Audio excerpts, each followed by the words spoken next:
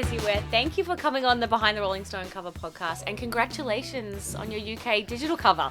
Thank you so much. Yeah, thank you. It's really nice to meet you. And I'm thrilled. I'm having a bit of a love affair with Rolling Stone at the moment. So yeah, long may it continue. Yes, you all just won an award as well. I know. Were you there at the ceremony? I was. How was that? It was really lovely. It was their first awards.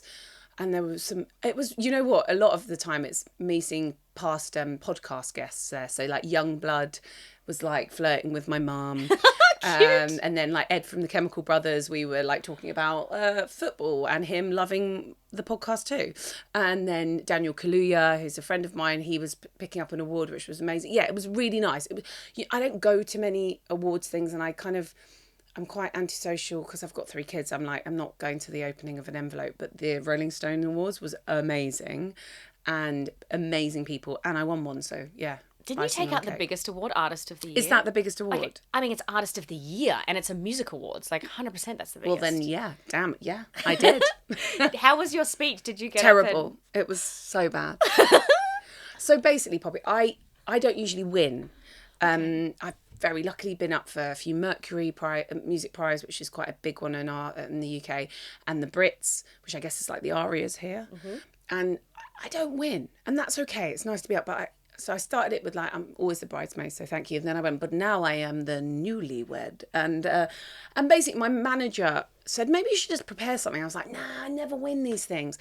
I managed to really go off piste when I saw my old label whooping for me. And I was like, pointed them out and I was like, that's my old label. And everyone went, and it looked like I was throwing shade. And then I was like, don't worry, we consciously uncoupled. That's amazing. No, I mean, it was real bad.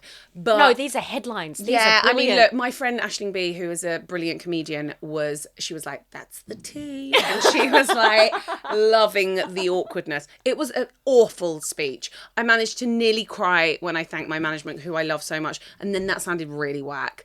But yeah, so I did, it was car crash, but I still got the awards, so that's all good. Oh, don't you think they're the best though? Off the cuff speeches. When someone comes out and they've won an award and they look shocked, but then they bring out a piece of paper. I know. I understand it. It's just never as good.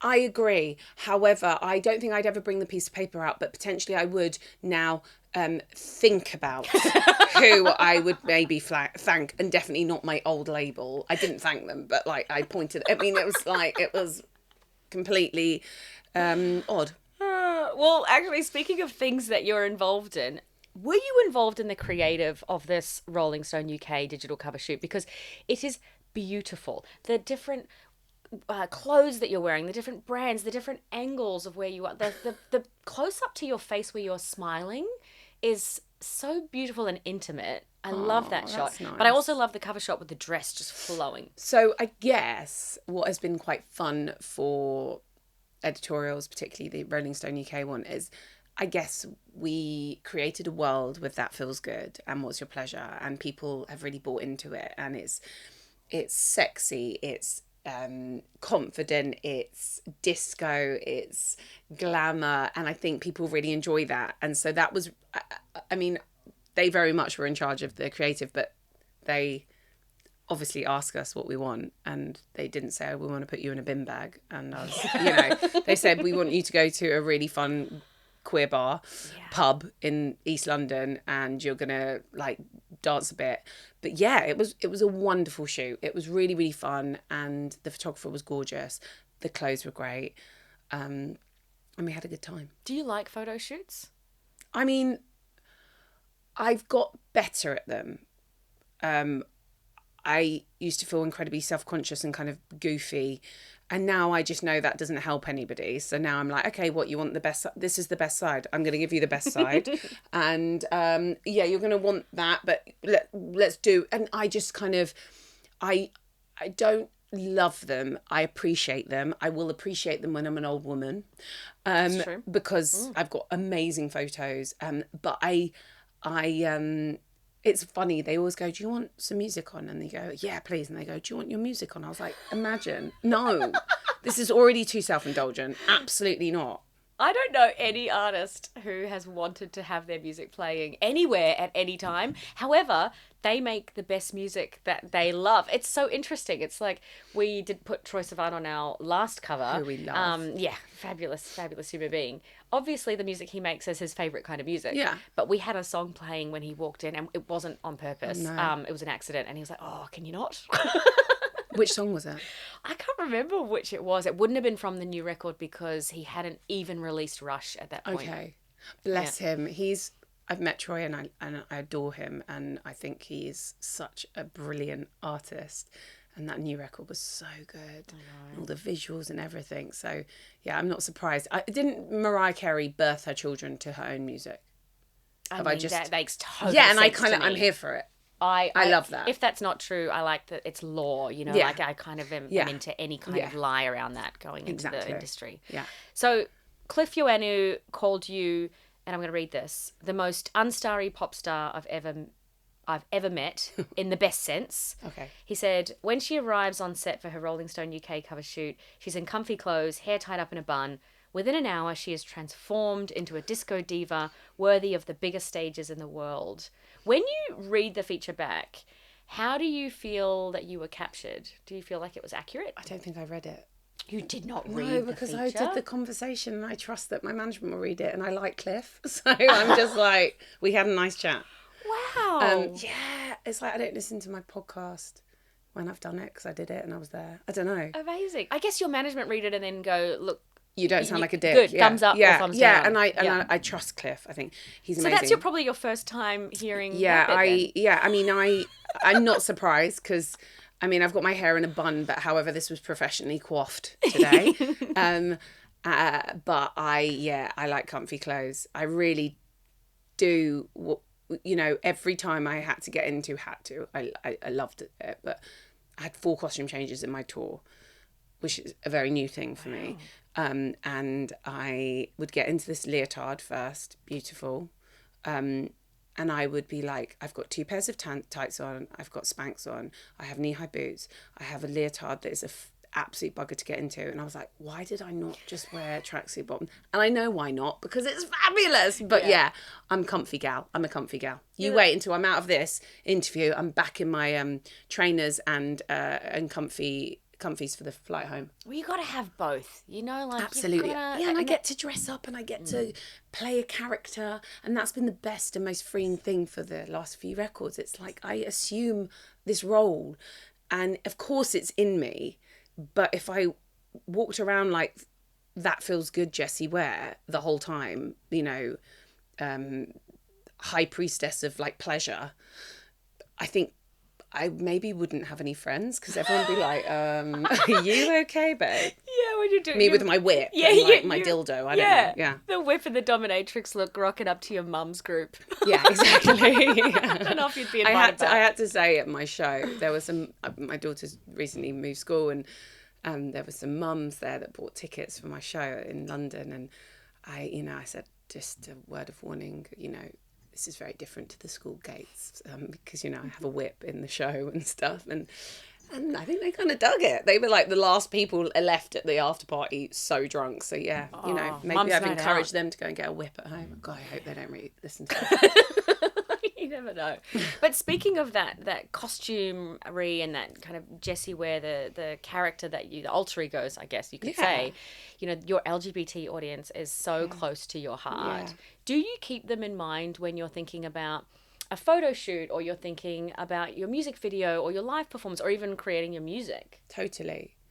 I think they have given me so much warmth and support and encouragement. They've pushed me to be braver and more confident, and they live for it, you know, and I love seeing them wearing pearls, the most beautiful pearl costume in the audience, because I have my song Pearl. I mean, there's like a total affinity, and I have learnt so much from them and got so much. I'm so lucky because we have so much fun together. But yeah, I really do believe that they have given me this confidence to take more risks, be more fabulous, be more confident, and that's credit to them as a community, you know. I do feel like the LGBTQI plus fan base for music are just way more fun than, your non-queer fan base. They get into it more. Like they understand the Easter eggs in a song a little bit more. They're a bit more nerdy with it, which I love. You know what? I love all my fans, and I'm so lucky. And yeah, a small percentage of them now are potentially cis or straight, but I'm so lucky to have fans. Full stop. The LGBTQI plus community definitely are the party starters, who I think can get a great mood going. So yes, we have a good time. And you mentioned your song Pearls before. There's a part in this cover story where you're asked about the origin story for Pearls, and you said, "No, I did not do a song about somebody ejaculating on my chest. Absolutely not. It's about fucking dancing and being free." Yeah. And I know you were laughing and having a great time, but was that just so funny to have to clarify? I mean, look, I'm not stupid. There's definitely double entendre in any of my songs, and innuendo. I definitely wasn't thinking about a pearl necklace when I was writing it, and then we found the humour in it. And then it was kind of too good to not do. I do like a little double entendre. I do like an innuendo. It's kind of it's maybe the I don't know. I think you can get away with more with a British accent as well. True. Yeah. You're so I'm kind totally of abusing that. Yeah, power, I love that. Well, there's fun parts like that, the pearl necklace part in the piece, and then there's other parts where you go into a little bit about how you were unsure about your place in the music industry 5 years prior to that point. What brought you out of it? I think I had hit a bit of a dead end, in the sense that I think that I had started to try and maybe appease the wrong people, and not myself, or not my fans, but I think I was terrified about having a child and how that would impact, which is really sad. But it's kind of a reality. And I was doing my darndest to prove to myself and the industry that you could do it all, and you can, and it was exhausting. And I also think I made a record that people didn't necessarily want to hear about. It was me struggling with the early times of being a mother, a new mother, which is so much of a shock to the system.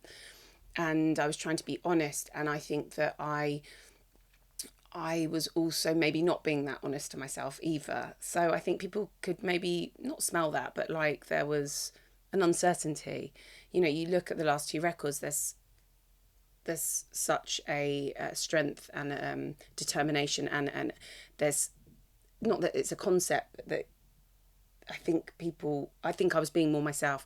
And I think I was maybe waiting for that way out from music, because I felt like it always had a shelf life for a woman in music, maybe, you hear of people getting dropped the whole time. It's kind of, everyone's talking about who's got dropped. And so it does feel like this mad hamster wheel and Hunger Games sometimes. It doesn't anymore, because I think I've established myself as an artist, and I was always so wanting to become a catalogue artist, somebody that could have timeless songs, and I do feel like I've achieved that. I still play songs from Devotion, my first record, and there's people that have come up to me in Australia that were at my first gig at the Beresford, Yeah. And I so appreciate that. But yeah, I was in a bit of a rut, and I think I was waiting for my last life to run out. And I had this wonderful support from a new management. I changed labels. There was this there was a freshness to starting again, but almost being with trusted people that really believed in me. I'd lost my confidence, and I felt like my time had run out. And then I had this kind of new family, and I thought, well, if I'm going to go out, then I'm going to go out with a disco album, and I'm going to dance my way out of here. And what happened was, of course, people loved it, and I was very lucky and appreciative. And then it's just made me understand myself as an artist. I think, I'm so happy and lucky to have had a career that's spanned over a decade now, and I feel like I'm improving and getting better. And I think anybody in any line of work you're expected to be the most finished, perfect article when you become a musician because it may be your first and last song. I was 27 when I got signed, which also was apparently quite older than most people. I was still learning the craft. I knew how to sing, but I didn't know which artist I was meant to be. I was a backing singer. I was then a dance vocalist. It was like this very public working out who you're going to be, but also, you know, living and dying by the next record or the radio play. And I think I do know who I am now. And I love the artist that I've become. And I love the community that I have. And I love the shows that we're being able to put on. And I love the space that I've been granted because there's a trust in my work and my creativity. God, I love that you said all of that, because you think of how the rules are different for women and men, especially in pop music or commercial music.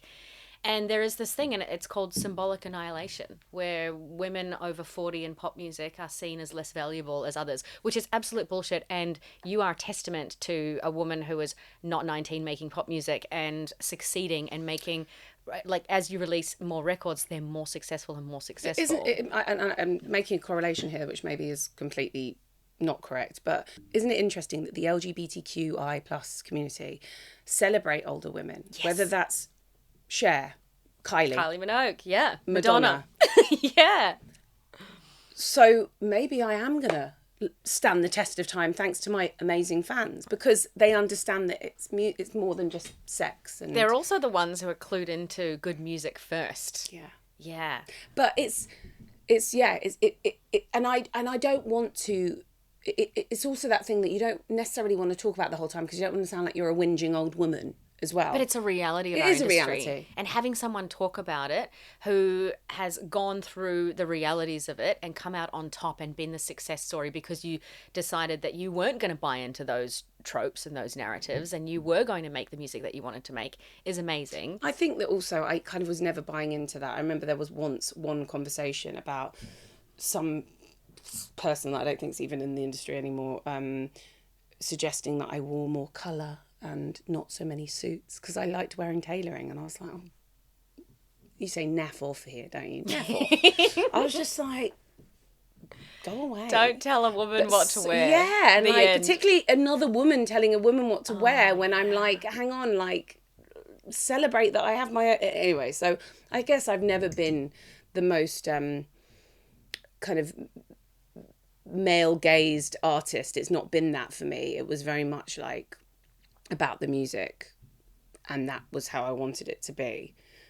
But I do feel more sexy and gorgeous thanks to my fans now. It's amazing. I feel kind of better and more comfortable in my skin, and so that's wonderful. And I also think that comes with age as well. I think, you know, as a woman who's 36 years old myself, I feel very much more myself now than I ever have been, and I know my worth a lot more. I know who I am, like you say, and I think that comes with age. So why wouldn't we want to hear from artists who know who they are? Like, that's great. We're having a lovely time. I can't wait to be going to a Kylie Minogue concert when she's 75, 80. Like, hell yeah. Exactly. Look at Cher having like the #1 record in America at the moment with I mean, it's a tune. She's the best. She's the best. Best. You also, in this cover feature, you inspired the cover line, Age of Aquarius. Did I? Yeah. So, wait, how is this news to you? Well, I guess like a lot of the reference for the record was kind of, musical theatre and sexuality and sensuality, and Hair, the musical, is Age of Aquarius. It's togetherness and sexy and soulful. So yeah, that was, It's a good feeling. It's a good feeling. It's also a good feeling when something that you said inspires the cover line as well. It's like, that writer, Cliff, obviously brilliant writer, brilliant editor, he gets you. Yeah. He does. It's a nice feeling. He does get me, and I feel very thankful for the support, and I'm glad that hopefully it inspires. So that's I'm trying my best, and I'm having a good time doing it. There's also a part in the feature where you said that you want to celebrate the beauty of an album and what an album can represent. My question is, do you think today's music industry nurtures an album as much as it has done previously? Definitely not. I mean, we know that. I mean, I'm lucky that I'm an artist that sells quite a lot of vinyl, and I still take it very seriously. And I think many artists do take it seriously. But I think potentially streaming has affected that maybe. But there's something I also really appreciate about streaming, that I discover loads of artists, you know. The algorithms are wild on there, you know, and I do discover loads of new artists and old songs and stuff like that. But yeah, I definitely think it's changed, but there's so many people that are still trying to make an album and a beautiful album and concepts, and I think they will stand the test of time and I think, you know, you see that vinyl's getting more and more popular again. So there's something wonderful about that, right? Yeah. I mean, the music industry seems to move in cycles. Yes, totally. If vinyl's rising, perhaps the need for a concept album will rise too. Yeah. And I also just think younger generations, yes, we're very single-led. That's how we discover music. We find an interesting song and then move to another one. And that's just kind of this attention economy thing that we're going through. I mean, look, like Instagram scrolling, all of it, TikTok, it's like...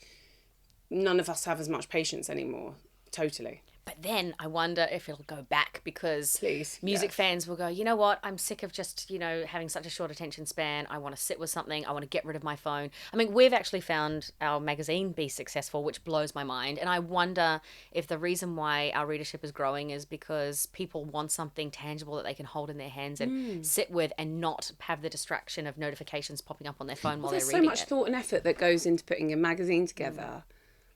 And it's like an album, like a movie, like, you know, all of that. So, yeah, please, that'd be really nice.